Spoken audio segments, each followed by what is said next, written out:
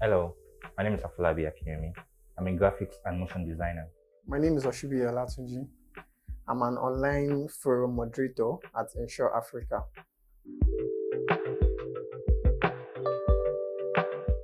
Um, no job in Lagos or scarce relevant skill. I'll go with scarce relevant skill because in today's job world now, the world is moving towards remote and virtual, and most especially tech, right? So I believe every industry is trying to integrate tech into their work, whereby people will be able to like work from home.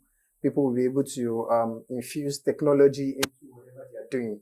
Take for instance, insurance as a thing, where insurance industry now is moving into insurtech, where they are trying to integrate technology into insurance for the job to be seamless.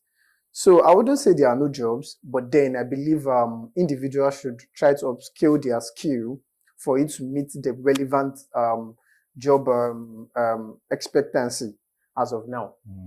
And but there's something I agree totally with you, sir. I sincerely agree totally with you. I mean, coming from a creative and also a job seeker at every point in time. I mean, I'm a freelancer, so I'm always on the out for new jobs and all that. I think there are some industries that sincerely is looking like it is no job because the required standard, for example, insurance now. A creative person cannot wake up and be like, I want to get a job in an insurance firm to work in the creative department because you'll be like, did they actually have a creative department? But then again, companies, these top companies post on social media, use leverage on social media, and it's almost like within that space, there is no job. It's like, I mean, if you hear an insurance company, hardly have you ever thought of they will have a social media department that can employ a creative person. But that's because of the industry. But then again, well, I think it's relevant skill. I will agree with that. I think it's relevant skill because if you have the skill, you get the job. I think it's relevant skill. If you have the skill, you get the job. So I'll not say no job. It's just the relevant skill in Lagos.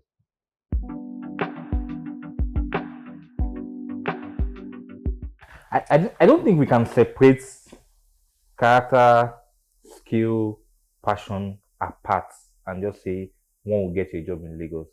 I mean, when you apply, you will get no. I think the first thing you should just to people being that day, the first thing you should just know that they are not going to employ me. But I'm sorry to use this language. I'm achievable. I will ensure I keep pushing it. I keep pushing it till I get to it, and that will require you the tenacity, the passion, the skill. Because at every application, you keep seeing a skill that you don't have, but is required to get that your desired role. But so it's just keep pushing, keep pushing. You can't I don't think there's a way you can separate. I don't know if there is something. Probably they should have people like you to have good character. Um, I, I I do not totally agree with you Okay. saying that we cannot separate the three because when it comes to getting a job, particularly either in Lagos or anywhere in the world, the first thing that you see is what skill do you have that is proportionate to this particular job that we are offering you, right? So I believe the first thing, just like the first question which I answered, the first thing I would go with is skill. Do you have this skill set to be able to, fit in that particular job? Then after that skill set, then your passion in developing yourself, having gotten the job, even though you do not have, like I saw on LinkedIn a few days ago when I was reading an article, it says that you do not necessarily have to have 100% of the requirement. The moment you get 75, that means you are a go. But from the 75, the skills will come in with the 75. Yeah. Do you get? So if the skills come in with the 75, that means when you get on the job, your passion for that particular job that you're on will make you want to develop yourself to have the remaining 25. And I was speaking to a lady yesterday. We were trying to get her a job at Ibadan. Okay. And she sent out her CV and the recruiter called her back and was lashing at her and all of those things. And Because she was more concerned, how did you get my official email, blah blah blah, and all of those things. And she spoke to her that she got it on a website that is being handled by me, and she was so furious, lashed out at her that no, it is not possible. Then subsequently she called back, apologizing that okay, I am sorry, I didn't know there's a job opening outside that require that put out my official mail and all like that. Then at the end of their second conversation, what she said that got to me was that she said the woman is impressed by how she handled the situation. With the way she was lashing out at her, she didn't even, she didn't get back at her the same way the woman was, speaking to her, and the woman was like, I'm impressed. That is where character will now come in. Do you get? So your character on the job will now determine if you'll be able to retain that job, even though you have that skill, you have that passion. Do you have the character to maintain a work relationship with those people that are around you? So I think I understand what you're saying, and I totally, let me not obviously I totally agree, because the first thing that will get you out to the company itself is your skill. Exactly. Now your character and your passion is one of the things that will keep you on the job. So Lagos life.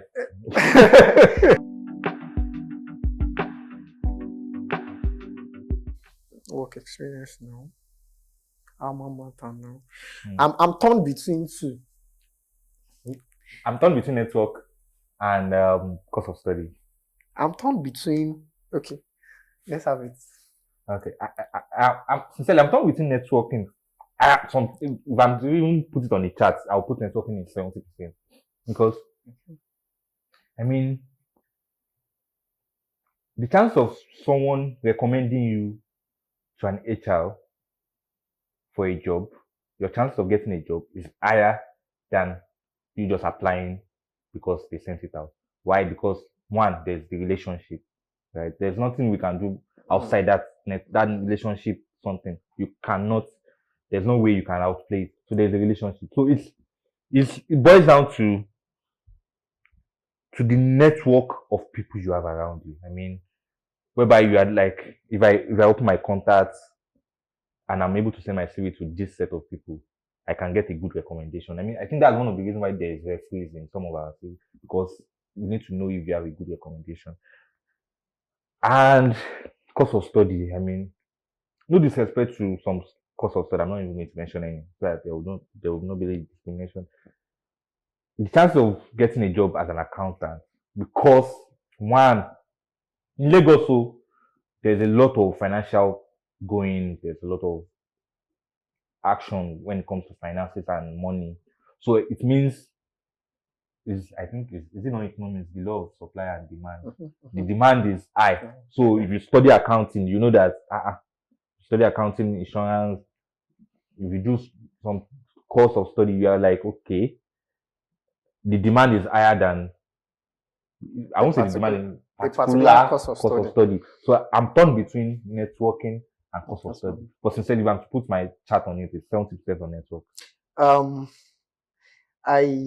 I would not follow the course of study of a thing, because I would say in this particular age now, and where jobs are going currently, right?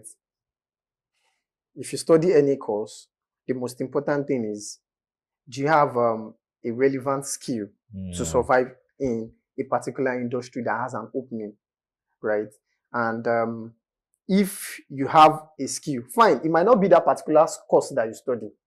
Say you studied chemistry, for an example. Now, apologies, say you studied chemistry, for example, but then you're also into tech. You have let's say knowledge of data analytics, or you have a knowledge of cybersecurity and the likes, and an opening from another industry that is not even related to chemistry at all, but then you have a particular skill that can fit in for that opening, then I believe you should have a chance of getting it. But where I'm torn between is getting good grades and networking. Yeah, that's a big one, actually. Because in this age currently, yeah, we are still in the era of discrimination. especially between let me use a qualification for an example now between an HND holder and a BSc holder, right? There's this big gap, big discrimination between an HND holder and a BSc holder. But I don't know if that is a fact, but then particularly, I don't think this is common with the engineering sector. Okay, right? I don't know. But in the management sector, when it comes to management and when it comes to finance related, they tend to like give more preference to a bachelor's degree holder to an higher national diploma degree holder, which causes a lot of people that I know, particularly I have my own brother, right, had OND distinction in insurance, HND distinction in insurance, then had to like he had his professional in insurance, that's CIM chartered, but then had to like go back to do a conversion of 2 years just because he needed a bachelor of degree certificate to be able to fit in the insurance world, right? So so coming to which one would I put first between good grades and networking to get you a job in Lagos?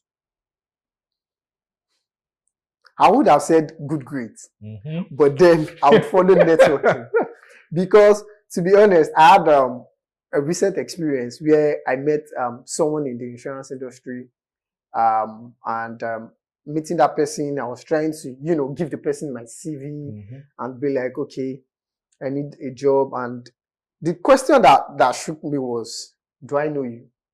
I said, yes, sir. I know you. So I don't think I need your CV. Do you get, like, I know what you can do. So, irrespective of what you have on your CV or the qualification or the skills. What he has tested, what he has seen. Like what I've shown him that I can do. I know you can do this. Right? And I know where you come from. Do you get? So it is not something that I need your CV. All I need to do is talk to my technical people or talk to people I know if there are no space within me that can get you a job.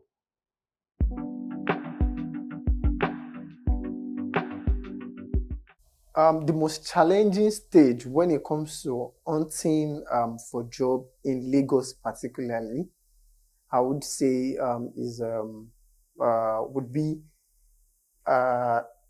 the stage before interview.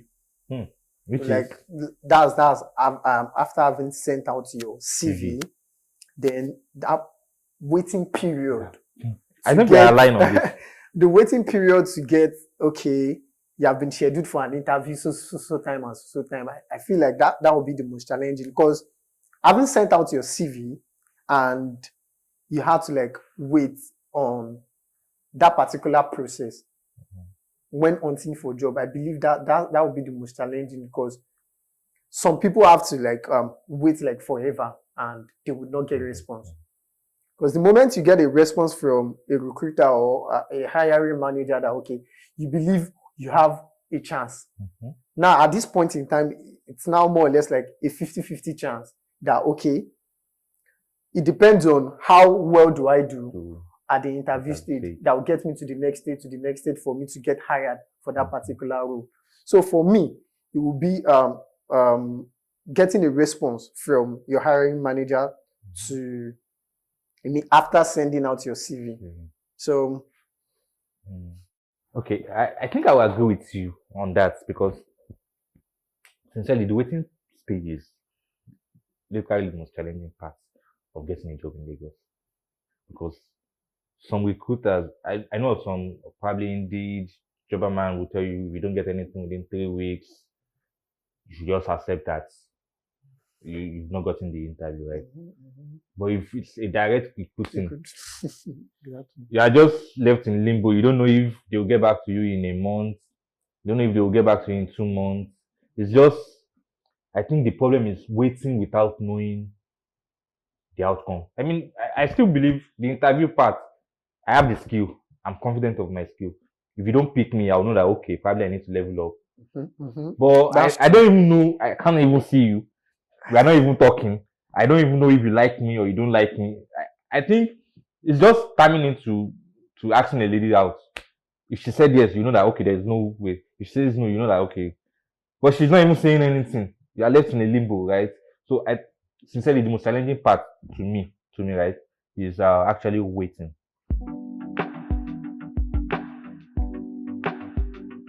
Okay, sincerely, that's the straight answer. Yes. Yes, yes, yes. I mean, I'm a creative person.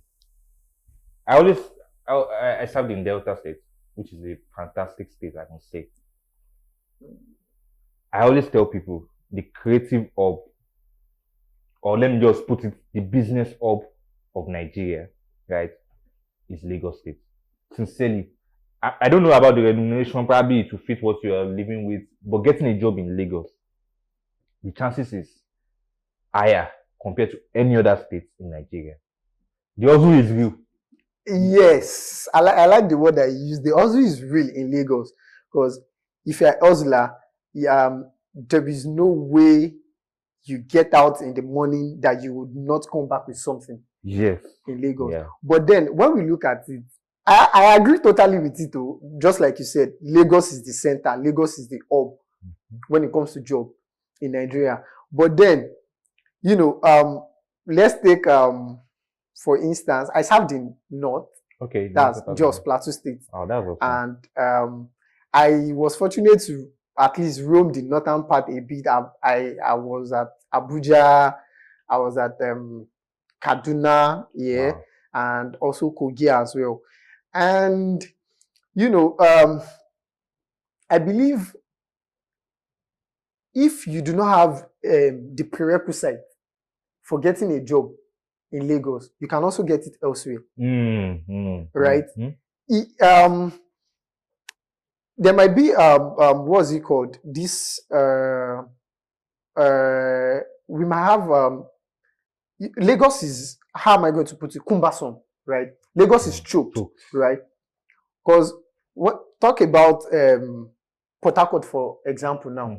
When it comes to jobs relating to engineering, you have higher chance of getting a job in Port Harcourt, Rivers, that's Rivers, and south, particularly where the oil is flowing. Do you get? But when it comes to managerial position, finance position, I would say Lagos, right? And maybe Abuja, a lot of paperwork's going on there and the likes. Do you get? But when it comes to, if you are the type that, okay, you are into you would love to be into the military personnel, just go to the north. That's it. Do you get? But when it comes to like I said, managerial position, financial roles, and the likes like that, Lagos is more or less like the center and the hub. I am Oshubi Olatunji. I am on Inside Chat. I'm Afolabi Akinyemi. I'm on Inside Chat.